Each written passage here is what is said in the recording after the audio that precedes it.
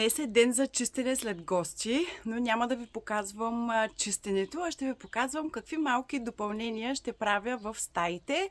Подобрения, ще добавям разни красотички, лампички, шкафченца и разни такива неща. Ако ви е интересно, останете да гледате. Започвам първо с най-миниатюрната промяна или как се казва апгрейд. И както вече казах, все още не е почистен, така че моля не обръщайте внимание. Тук винаги има един комплект шампуан, балсам и душ гел. За всеки случай, ако някой се забрави да се вземе, и нормално стоят в това панерче.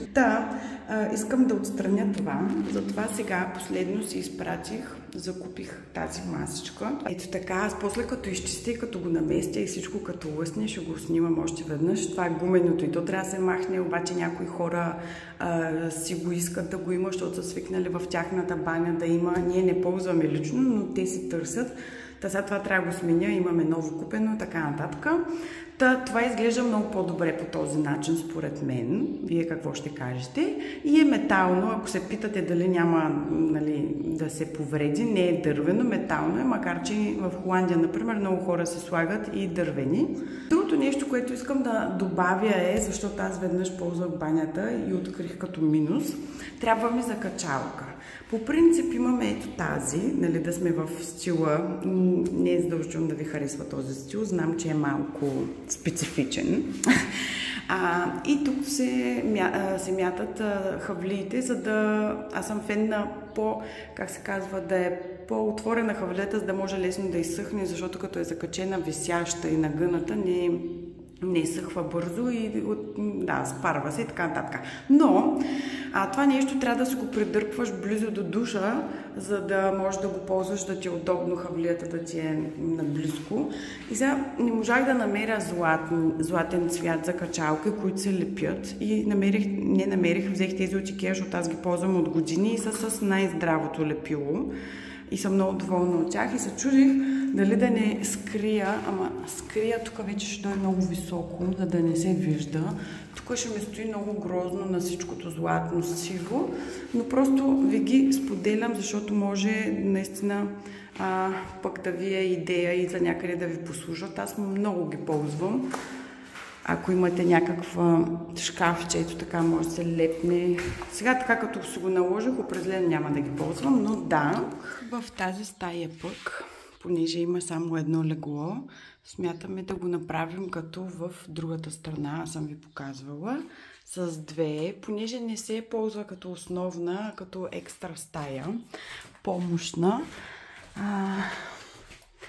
Затова на първо време ще сложим едно по-ходно легло. И тук сме оборудвали с този сет, защото по-скоро е предвидено като за семейство с деца в другата голямата стая. И тук да е детската стая и децата да не се налага да ходят вечер надолу по стълбите, ако им трябва това.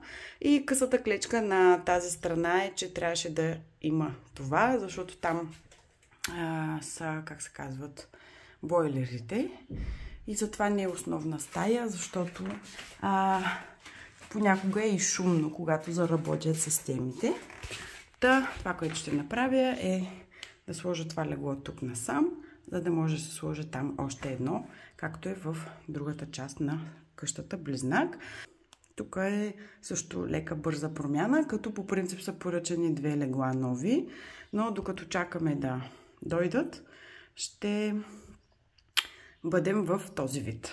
Преместих го и да ви кажа, стои доста симпатично, някак се като още не е дошло другото легло, някак се едно по-просторно изглежда и малко как се казва, inviting, приветливо леглото. Това не е за това легло, за следващото, да комбинираме цветовете.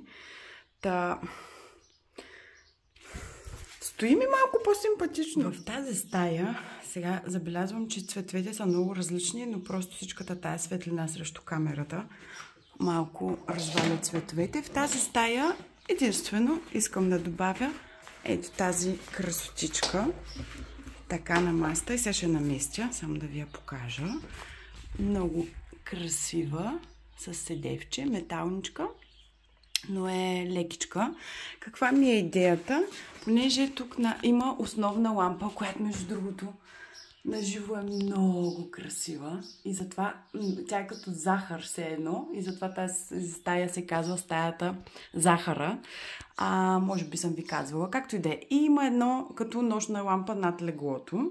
Обаче, въпреки че е нощна лампа, уж свети много силно и аз една вечер пробвах тук спането. Всичките съм ги пробвала, трябва да знам минуси, плюсове и всичко. Но повечето пъти искаме да спим на тъмно, но понякога, ако искаме една по-нежна бледа светлинка и то не е над главата ти и в очите ти, затова приготвих тази лампа, която идеално се връзва. Обаче, сега с вас ще отидем долу в кутията с милионцата. Тези неща, от които всички всячески и бързо бягат, а мен така изключително много ме привличат. Проблема му е, че не се изпъва нещо много набърчкано и не стои красивичко, затова ще отидем сега в една кутия да ровим с тези антики, да си изберем ново милионце за тук, защото някак си ми допълва така тази атмосфера. И другото нещо, което не мога да разбера, защо майка ми и всички хора избират да си поставят различни предмети на ъгъл. Сега аз го виждам, че трябва да не е на ъгъл, ами да си е изправено, само че с една ръка не мога сега да го наместя. Не го разбирам защо трябва да е на ъгъл. Може ли просто да е изправено? Може би тук, за да се минава по-лесно, го е сложила, не знам. И сега виждам някакви си кабели там, които ще трябва да им намеря панер, за да ги скрия. Сега едно... тук, тази красота показвала ли съм вие тази ретро невероятна придобивка? Просто толкова много ми харесва, че я искам да имам вкъщи, ама няма как сега да си я занеса в Холандия. Пък и тук на тази къща си пасва идеално. В тази стая пък миналата година ви показах как добавих тези красотички за малко интерес по стената. Това, което мисля да правя е... всъщност миналата година сменихме и пердетата, които сега няма как да се видят от светлината. Много приятно зелен цвят са, но наистина сега светлината така свети, че не може да се види добре. Обаче, както казах, моят съвет... взехме ги готови от Икеа. Само, че бяха по-дълги, те ги продават стандартно 3 метра, тук е малко по-ниско, 2,50, нещо такова и 60, нямам идея колко е, сета, скъсявани са. Но за да стоят още по-красиво, купихме още един комплект, за да добавим от всяка страна. Отделно бих искала да ви говоря за пердета, защото за мен това е едно от най-важните един от най-важните декоративни елементи. Какво ще правим? Ще добавим пердета. Сега едно време този корниз съм го избирала, ама вече много не ми харесва, но за в момента ще го оставим. И понеже има такива листенца, съобразени да кореспондира с темата с цветята. И тук имаме цветя и нещо като листенца. Между другото, на живо може би ви изглежда много стар модел, демодел, обаче на живо този полюле изглежда доста симпатично. Много е приятен. Измислих да го сменя отново с тема цвете, обаче тези са ленени от плат са листенцата на тази лампа. Може би сте я виждали, ако сте гледали видеото с стаята на Ема. Има същата. Аз бях предложила да е зелена, но Ема си избра в кремав цвят. Понеже тази е по-тъмен цвят. И сега мисля да сменя тази лампа, просто защото искам разнообразие, не че не я харесвам. Ето такъв цвят, зелено е. Много приятно, много красиво стои лампата, между другото. И да, ако не ми хареса, ще върна тази. Другото нещо, което миналата година съм ви показвала е, че нощните шкафчета избрах да са масички и също така да са различни. Но когато спах в тази спалня, осъзнах, че тази идва малко малка, не е достатъчно да си сложиш нещата. И също не е паянтова, но има някакво изкривяване, което не е на нивел плота и не е удобна. Затова имам две еднакви масички от този тип и ще ги разменя. Тези ще опаковам и ще прибера. Обикновено, като сменям някакви неща, ги продавам, но тези не мога да си позволя да ги продам, защото са невероятна находка и няма как да ги намеря. Тоест много трудно вече се намират в Холандия. И също така забравих да си взема. Ей там във ъгъла искам, или в този ъгъл, ще видя в кой ъгъл. Но си намерих една ретро поставка за списания и вестници. Ще ви я покажа. Много ми харесва. Тук знаете как си изглежда шкафа с кошничката от миналата година и така. Отиваме сега в другата стая.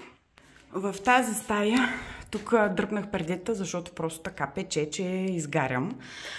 Също искам да сменя тази лампа, защото тя е симпатична, може би вече за някаква декорация за парти, пък и пада много ниско и вече не съм в настроение за тази лампа и съм взела, тъй като идеята ми е тук да стане изцяло бяла стая, въпреки че има нюанси, както говорихме, това бяло. То си личи, такова бяло беше, не знам защо си промени цвета, но иначе е много стабилно и като форма и модел е много красиво, с атмосферка. Пак тук с някакви вълнички, тип може да ви заприлича и на цвете, може и на една такава пула, падаща, дамска. Сещате ли се какви? Не знам. Взех я, хареса ми. Беше намалена, така че ако не ми пасне, няма да ми е много голяма болка. Ще я сложа, ще видя, но пък докато я гледам, сега ми хрумна, че всъщност мога да сложа тази лампа, която в момента е в другата стая с розите, която ви показах. И да сложа тук. Так му ще е тъй като тази стая е доста по-ниска и може би ще трябва точно нея да сложа, защото ще е по-добре, тъй като ще лази по тавана все едно, а тази също е по-висяща и въпреки, че това и е по-късо, май ще се загубя ефекта и отдолу като погледнеш ще виждаш една кружка. Май така ще стане. Да, си ги коментирам нещата. Много жалко, че съм взела само една, ето намалена 3 евро. Много ми хареса тази обикновена рамка с това цвете. Защо не съм взела две или поне от една композиция? Не знам защо и тук съм си го решила да си я сложа за някакъв интерес. Обаче пък сега като се замисля, тая бяла гладка рамка нещо ми бърка. Нещо май ще остане и няма да я закача. Май ми се иска да сложа нещо с по-интересни форми. Или пък то има достатъчно форми, може да облегчим, като нямаме форми тук. Така де, предстои да ги видим как ще се случат нещата. Или пък нещо над леглото, но сякаш не искам да е над легло. Не знам, ще видим. Нещо ми прещрака и сякаш искам да сменя това огледало също с друго. Ще погледна в складчето дали има нещо и смятам да сложа на стената така както е в другите стаи. Ето там. Този шкаф е уникален, знам. И този ретро стол също се връзва много добре. Чуден е. Между другото, огледалото вече е продадено. Аз на момента го снимах и го качих и за може би 2 минути веднага се продаде. Дори днес го опаковах и изпратих. И събирах кураж да кажа на майка ми, че съм продала огледалото. И сега естествено иска от мен да доставя ново огледало, защото не може стаята да е без огледало. Това, което аз искам да сложа обаче, все още е в Холандия, а пък предстои да има гости и ще трябва да импровизирам и да намеря огледало от стаите, където ние ползваме. Но както и да е, ако случайно имате интерес към мебели и аксесуари втора употреба, такива аз внасям от Холандия и ги предлагам в страничка във Facebook. Казва се магазин Хаус. С У. Хаус. Принцип умнея да слагам лампи и в къщи си ги слагам сама, обаче тук ми се появи една пречка и не успях. И ще трябва да изчакам помощ, затова не мога да ви покажа как стоят новите лампи. И ще приключа видеото тук, а в следващото ще ви покажа всичко както съм нагласила и имам още много неща да ви показвам. Надявам се да ме стигне времето тази година. И така, благодаря ви, че гледахте. Чао и до следващия път!